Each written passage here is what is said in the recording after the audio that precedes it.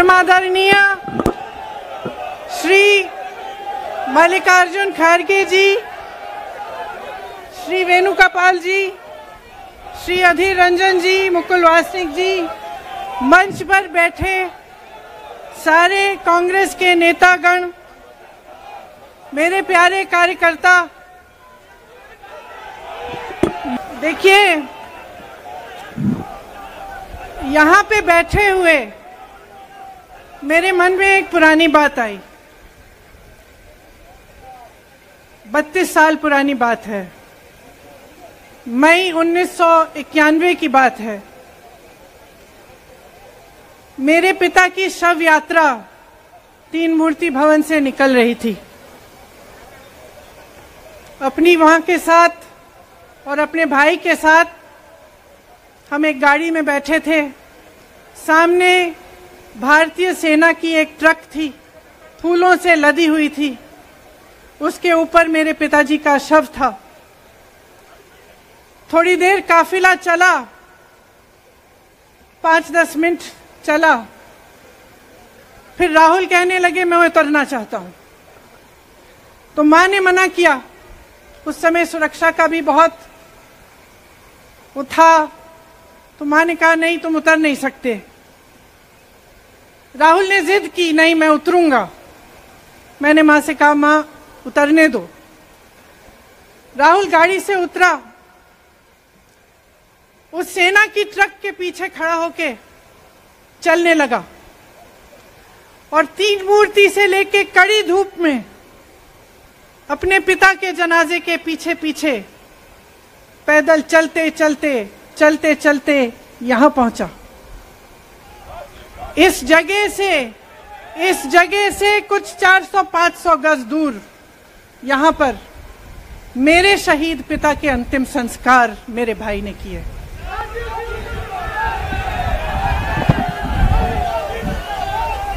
सुनिए, वो चित्र मेरे दिमाग में अभी भी है, मेरे मन में है। मेरे पिता का शव इस तिरंगे झंडे में लपेटा गया था। इस तिरंगे के नीचे मेरे पिता का शव था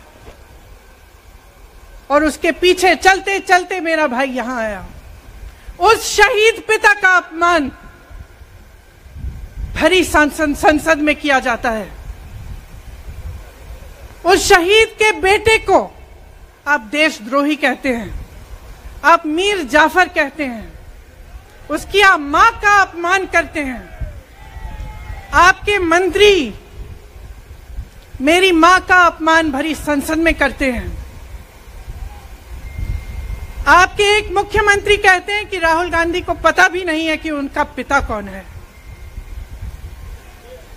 आपके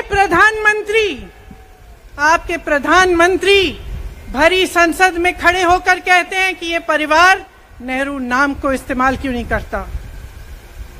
पूरे परिवार का अपमान करते हैं।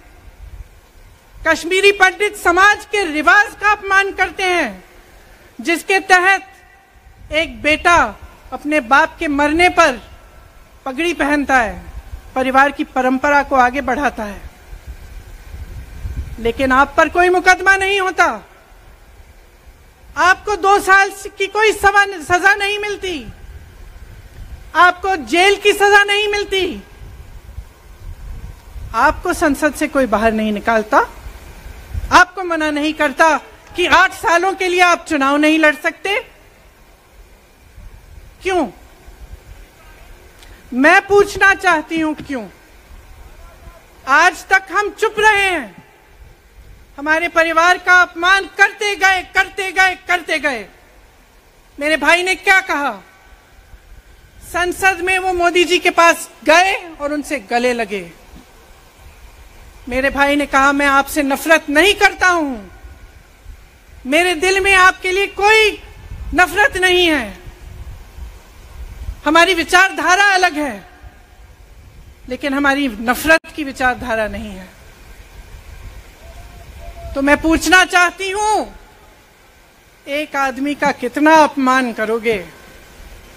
कितना अपमान करोगे? क्या यही है इस देश की परंपरा? आप परिवारवादी कहते हैं, तो भगवान राम कौन थे? भगवान राम को वनवास में भेजा गया।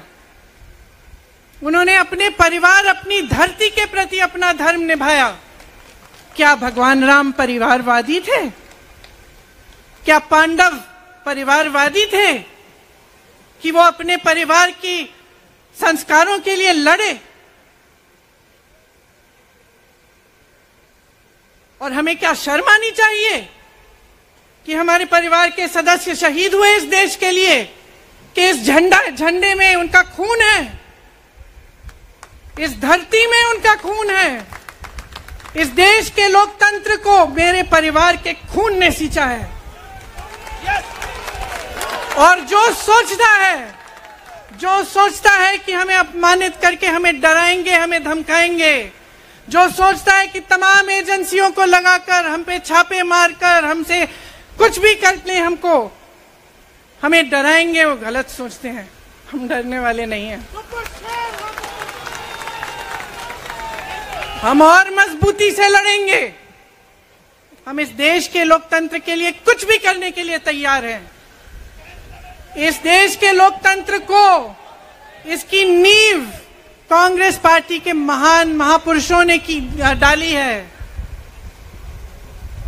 कांग्रेस पार्टी लड़ी इस देश की आजादी के लिए और आज भी इस देश की आजादी के लिए ही लड़ रही है।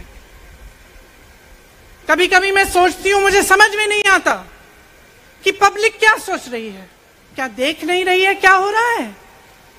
क्या आपको दिख नहीं रहा है कि आपकी सारी संपत्ति लूटी जा रही है, एक आदमी को दी जा रही है, गिने चुने उद्योगपतियों को सब कुछ दिया जा रहा है?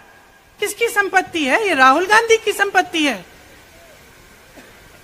ये आपकी संपत्ति है। ये पीएसयू किसके हैं? किसके लिए बनाए गए? आपके लिए बनाए गए, जो ऐसे एक के बाद एक इनको बेचे जा रहे हैं, दिए जा रहे हैं। इसी से तो आपका रोजगार आता है।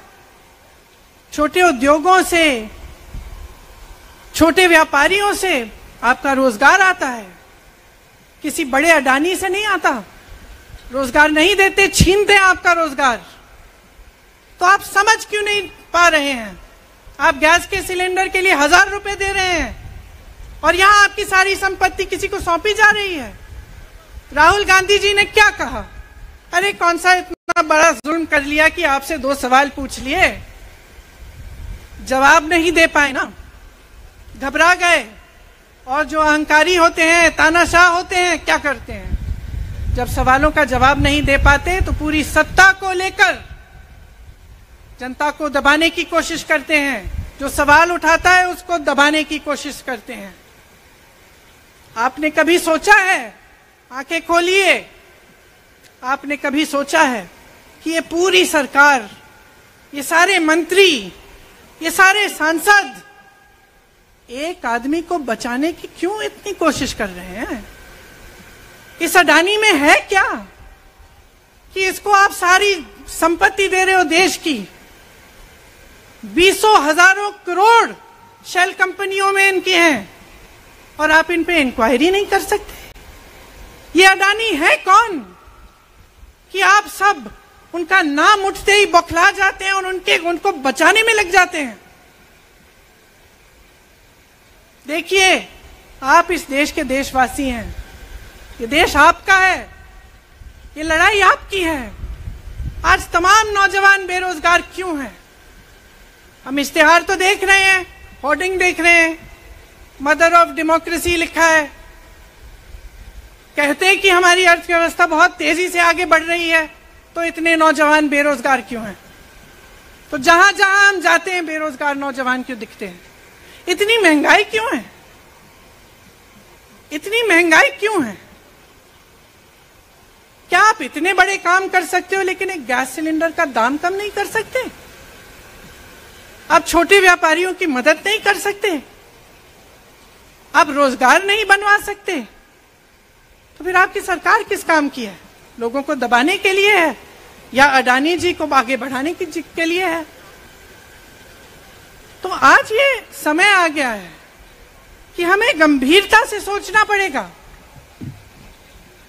ये सरकार पूरी कोशिश करती है कि आपका ध्यान भटकाया जाए। अब आप सोचिए, कन्याकुमारी से कश्मीर तक एक आदमी चला, उसके साथ लाखों लोग चले। क्या पैगाम लेके चला? किस लिए चला?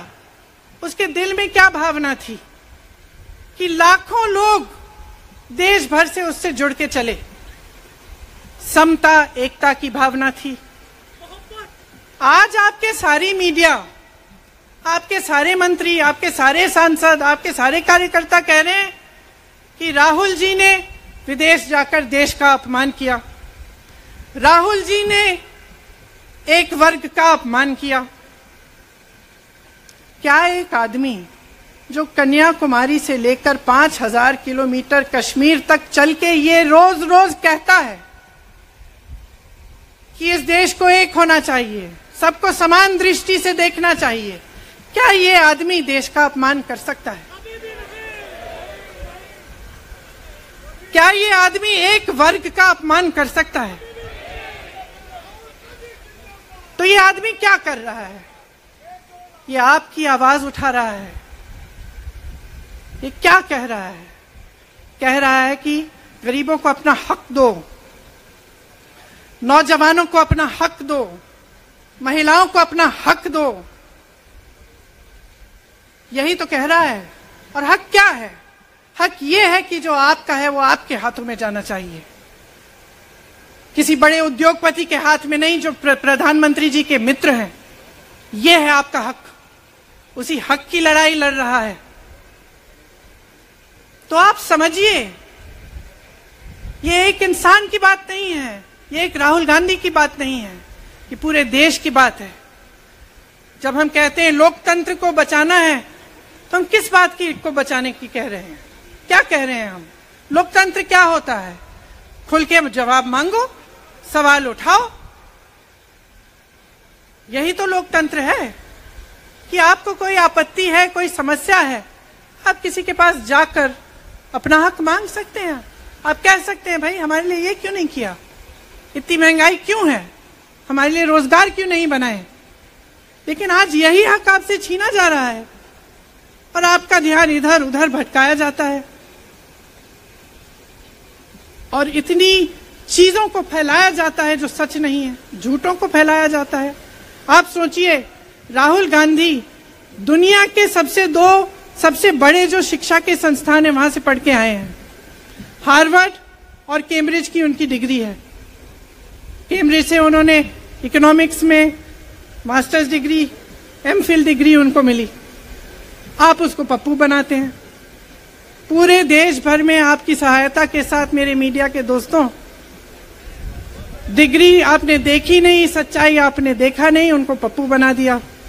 फिर पता चला कि ये पप्पू तो यात्रा में निकल आया और पता चला कि ये तो पप्पू है ही नहीं। इसके साथ तो लाखों लोग चल रहे हैं। ये ईमानदार भी है, ये सब बातों को समझता भी है, ये जनता के बीच जा रहा है, जनता की समस्याओं को सुन रहा है, तो जनता इसके साथ चली जा रही है। तो घबरा गए कि राहुल गांधी ने संसद में वो सवाल उठाए जिनका उनके पास जवाब नहीं है।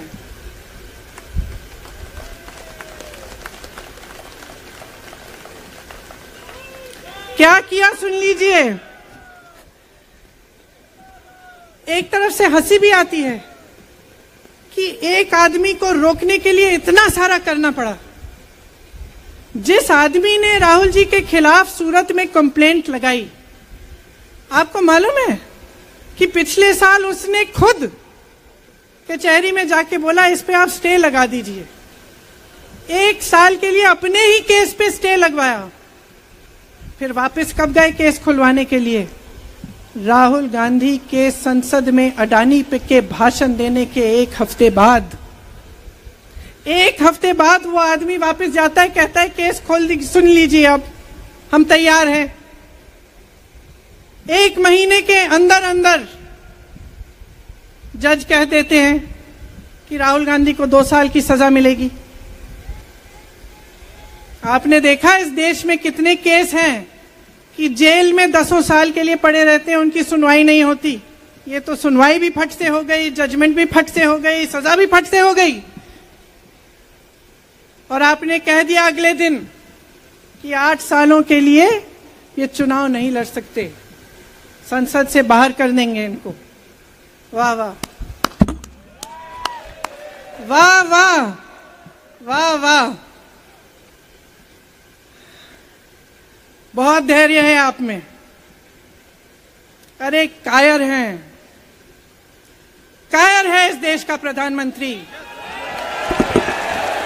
लगा दो केस मुझ पर, लगा दो केस मुझ पर, जेल ले जाओ मुझे भी, लेकिन सच्चाई ये है कि इस देश का प्रधानमंत्री कायर है।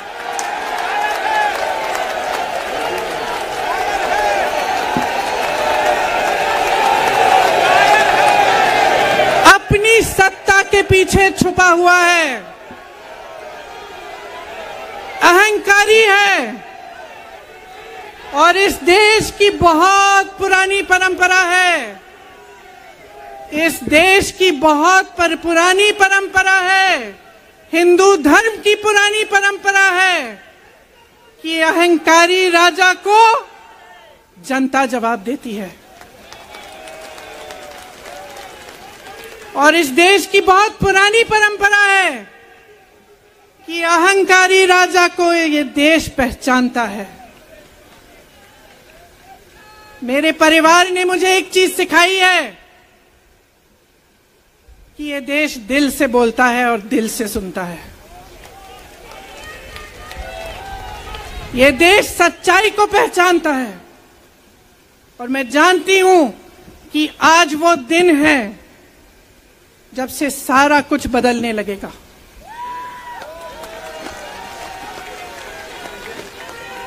मेरे मीडिया के साथियों, मैं आपसे कहना चाहती हूं, बहुत हो गया है, बहुत हो गया है। मैं जानती हूं आप पर कितना दबाव है। मैं जानती हूं कि आपको लाइन भेजी जाती है कि आज आपको ये कहना है, आज आपको ये लिखना है। लेकिन आपकी एक बहुत बड़ी जिम्मेदारी है।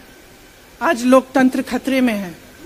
अगर सरकार सवाल उठाने वाले को 8 सालों के लिए संसद से निकाल सकती है, अगर कह सकती है कि तुम्हें चुनाव लड़ने की ही इजाजत नहीं है, तो बहुत गड़बड़ है, बहुत गलत हो रहा है। और ये लोकतंत्र के लिए ठीक नहीं है, ये इस देश के लिए ठीक नहीं है। जब आप पत्रकार बने, शुरू में जब आप काम के लिए आए, तो आपके दिल में भी ये होगी बात कि देश के लिए मैं सच्चाई बोलूंगा, मैं सच्चाई बोलूंगी। आज आप बोल नहीं पा रहे हैं, हिम्मत करिए, खड़े हो जाइए आप भी।